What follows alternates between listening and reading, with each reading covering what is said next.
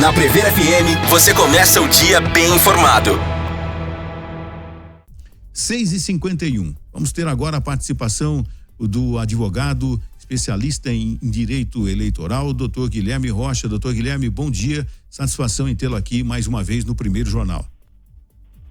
Bom dia, Márcio. Bom dia a todos os ouvintes da Rádio Prever. O prazer é todo meu.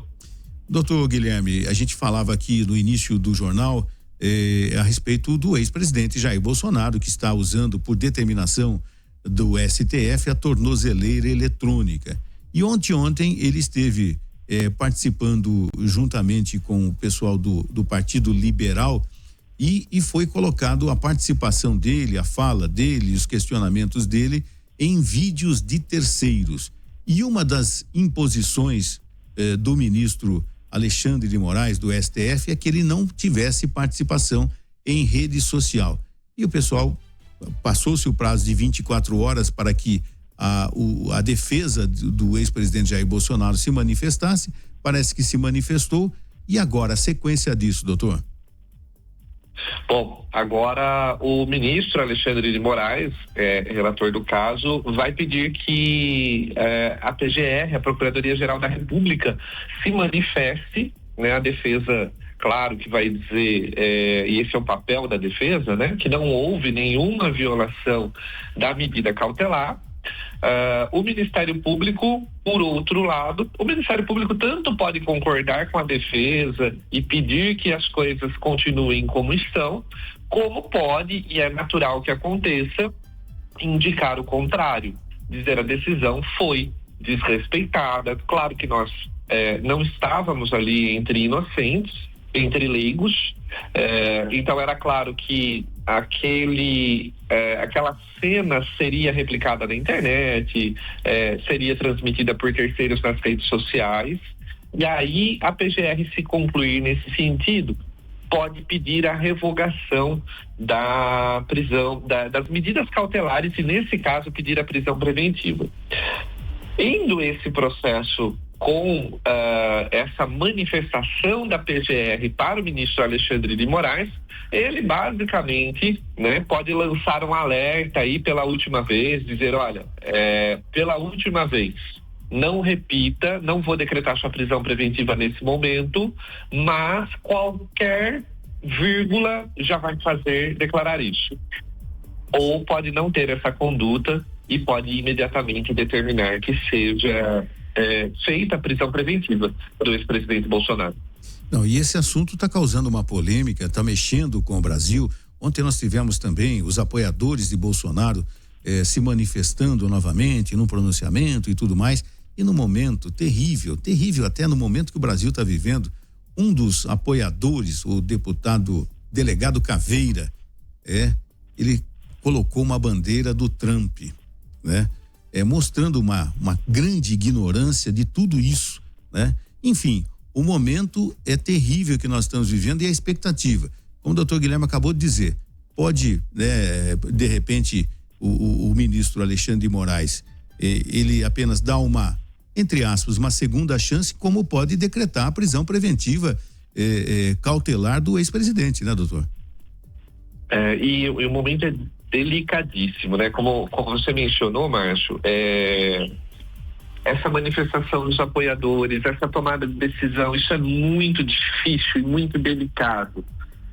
Por isso que, se nós víssemos o ministro Alexandre de Moraes, ao invés de decretar a prisão preventiva, dar uma segunda chance, isso não seria uma surpresa pela questão política.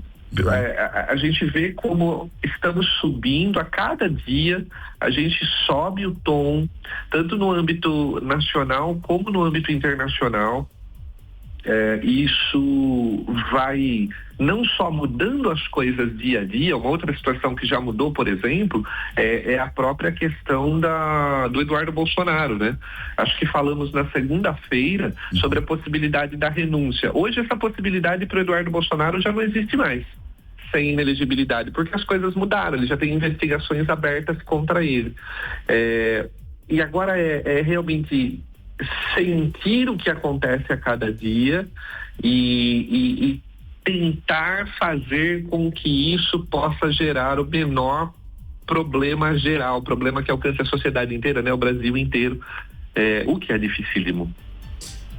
Quando eu falei da ignorância do tal do deputado Caveira, é o seguinte: no momento em que o Brasil está sofrendo uma retaliação, vai sofrer a partir do dia 1º de agosto com esse tarifaço, né?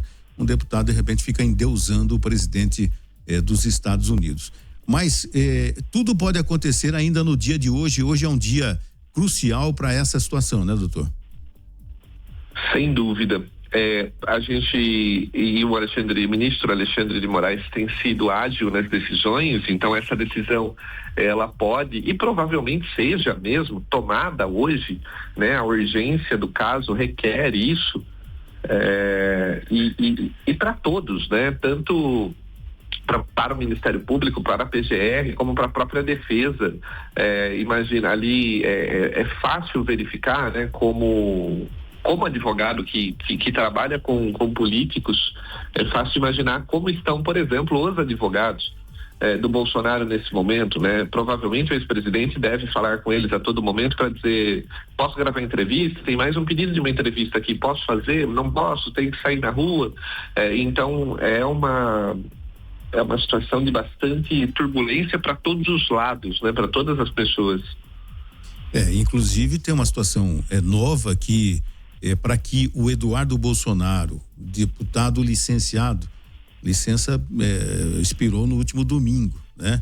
Mas ele pode faltar até por 1/3 das sessões, enfim, ele faltou 4, ele pode faltar ainda mais 40. Mas existe uma outra estratégia que foi fomentada, inclusive, dele virar um secretário de governo do governador do Rio de Janeiro.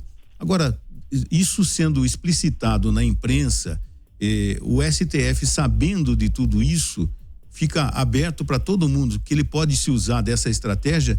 E aí, isso pode ser legal, doutor? Márcio, e aí assim, com todo respeito a quem está trilhando essas estratégias, me parece bastante óbvio que elas estão extremamente mal planejadas inadequadamente. Vou usar um exemplo. Se a ideia do deputado Eduardo era ser candidato nas eleições do ano que vem, talvez o caminho mais tranquilo fosse a renúncia. Mas essa renúncia ele deveria ter feito antes de qualquer publicidade sobre qualquer tarifaço, sobre qualquer sanção dos Estados Unidos ao Brasil, porque ele deveria ter adotado essa estratégia, porque ele não sofreria punição, ele já teria renunciado lá em fevereiro, março, teria feito um discurso político para pedir desculpa aos eleitores dele, etc, e agora ele não poderia sofrer sanções de inelegibilidade. Pensou mal. Por que pensou mal? Porque nesse momento tem investigação aberta contra ele, por agir contra o Estado brasileiro. E a gente tem inquérito aberto na Polícia Federal e a gente tem processo de quebra de decoro parlamentar aberto na Câmara dos Deputados. Se ele renunciar agora, ele fica inelegível por 8 anos e esses 8 anos se contam a partir do final de 2026. Então aqui já é um erro completo de estratégia, porque era a saída mais fácil para ele.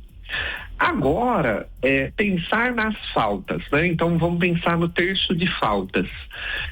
Se ele estivesse completamente calado, a ideia do terço das faltas poderia funcionar tranquilamente, porque seria, como a gente falava na segunda, só uma questão matemática.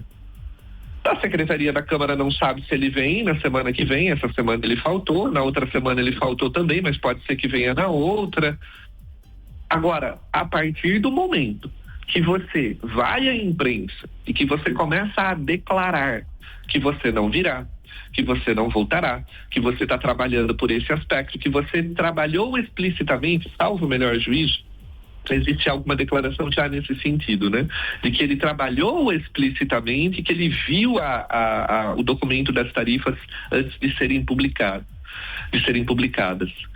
Então, nesse caso, não é mais matemático. nesse caso, a gente não pode reduzir a ideia do decoro parlamentar a uma questão matemática. Não, aqui é matéria, a gente tem que analisar o conteúdo. E aí, Márcio, qualquer outra estratégia. Então vamos licenciar o deputado para que ele assuma cargo. Ok, ele está assumindo um cargo para evitar a perda do mandato pela quebra do decoro parlamentar. Também é possível anular isso. Uma situação diferente, mas que gerou também salvo engano, foi o próprio Supremo Tribunal que impediu isso, foi no passado, quando a Dilma Rousseff foi fazer uma nomeação do Lula.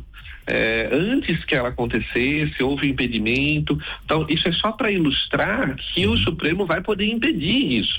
E graças a esses erros se essas são as estratégias, olha, elas estão bastante erradas. Uma situação bastante complexa.